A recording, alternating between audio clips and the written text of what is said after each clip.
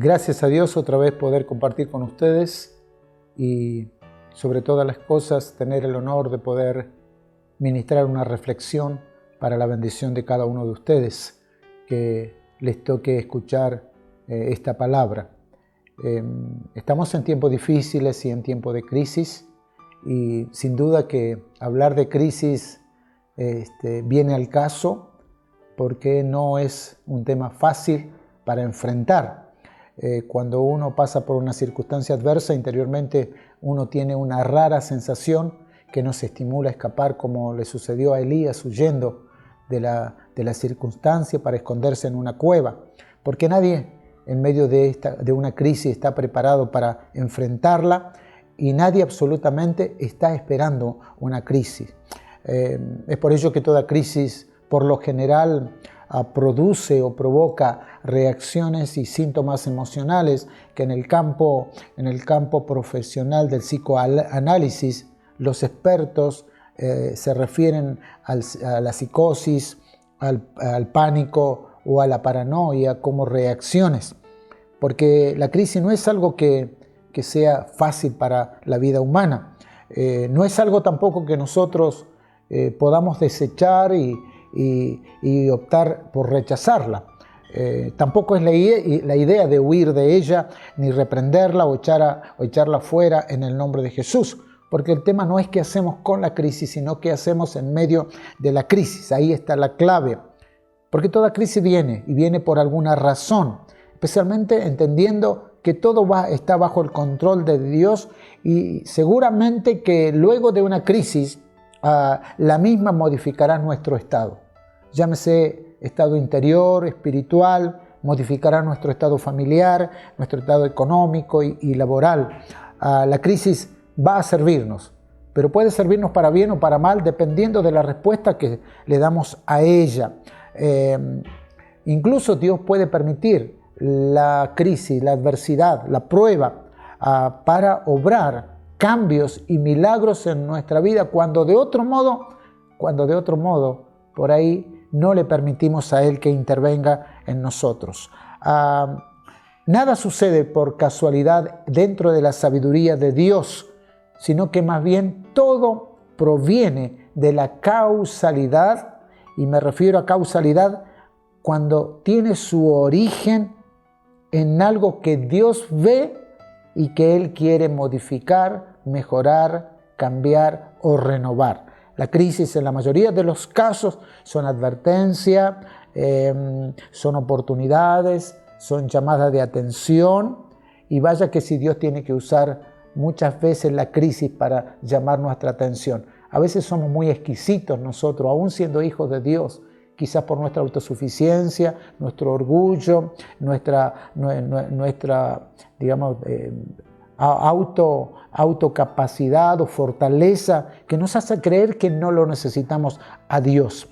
Recordemos que toda crisis provoca un cambio, y muchas veces cambios bruscos o alteraciones importantes en la vida normal de toda persona, que además de esas crisis vienen acompañadas de situaciones sumamente complicadas, tan difíciles de controlar, de modo tal que nosotros no podemos ni tampoco estamos preparados para afrontar y superar. El diccionario define muy bien que la crisis es un tiempo crucial o un momento decisivo de cambio en la vida de las personas. Me quedo un poco con el concepto en mi investigación de la palabra crisis para los japoneses, que dice que está compuesta por dos caracteres. El primero se refiere a una situación crítica como un peligro, y en el segundo concepto propone una oportunidad. Es interesante que los japoneses han sido expertos en enfrentar adversidad y también han sabido enfrentar la adversidad y aprendieron de la adversidad. Siempre la adversidad, la crisis nos enseña muchas cosas. Es fundamental entender esto. En medio de toda la crisis y toda situación de pérdida para los japoneses, la historia dice que en medio de este cuadro tan oscuro, la consigna que ellos se propusieron fue levantarse y comenzar de nuevo. Y un experto llamado Edward Deming en su momento les aconsejó y les insistió diciendo: si ustedes hacen de la calidad total un estilo de vida, si ustedes lo que hacen lo hacen mejor que los demás en medio de la crisis, entonces en 10 años estarán arriba. Y si lo siguen haciendo, en 3 décadas, Japón será una potencia mundial. Y ahí lo vemos, a este país, ¿sí?, superpotencia, que ha superado todas las adversidades. ¿Cuánto más nosotros? ¿Cuánto más nosotros que tenemos a Dios? ¿Cuánto más nosotros que tenemos la gracia, el poder, la autoridad, la omnisciencia, ¿sí?, toda la capacidad divina a nuestro favor? Podemos apropiarnos de los recursos que tenemos en la palabra, los recursos del Espíritu Santo, los recursos de las promesas, los recursos del gran amor de Dios, y que en medio de esta crisis nos podamos acordar de Dios y decir: Señor, vos sos mi única esperanza. Dios siempre sigue siendo Dios. En medio de las circunstancias, Dios sigue siendo Dios, y no debemos olvidarnos que nuestro Dios es quien tiene todo el control en medio de toda adversidad. Por eso el profeta Jeremías decía: más Jehová está conmigo como poderoso gigante. Y también el profeta Isaías decía: no tengas miedo porque yo estoy contigo, no temas porque yo soy tu Dios, yo te doy fuerza, yo te ayudo y yo te sostengo con mi mano victoriosa.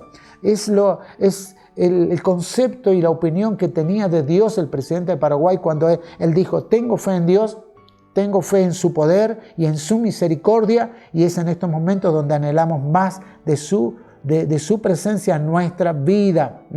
Este es el tema. En medio de la crisis tenemos que volvernos y poner nuestra mirada en Dios de manera genuina, con arrepentimiento y con verdadera humillación, porque en esta crisis pandémica, por ejemplo, y cualquier crisis que nosotros estemos transitando, son una oportunidad para reconocer nuestra necesidad de Dios y entender que solo Dios es Dios, que Él es el único soberano y de quien dependemos. Sin Él nada somos y nada podemos hacer.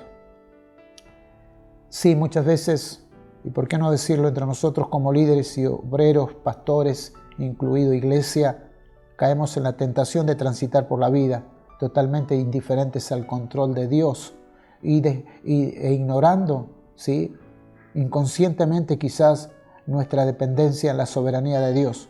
Por eso Dios muchas veces insiste en volvernos a Él en su palabra. Cuando menos nos damos cuenta, estamos alejados de su presencia. Y la crisis nos advierte de ese distanciamiento con Dios. Te quiero recordar, amado pastor, colega, líder, obrero, colaborador de la Iglesia de Cristo, separados de Él nada podemos hacer. Necesitamos confiar en el control y la soberanía de Dios, recordando que Dios nunca ha renunciado a su esencia. Él sigue siendo Dios, y cada crisis nos recordará que en todo tiempo y en todo lugar y en cada momento Dios sigue siendo Dios y necesitamos de Él, y que sin Él nada podemos hacer.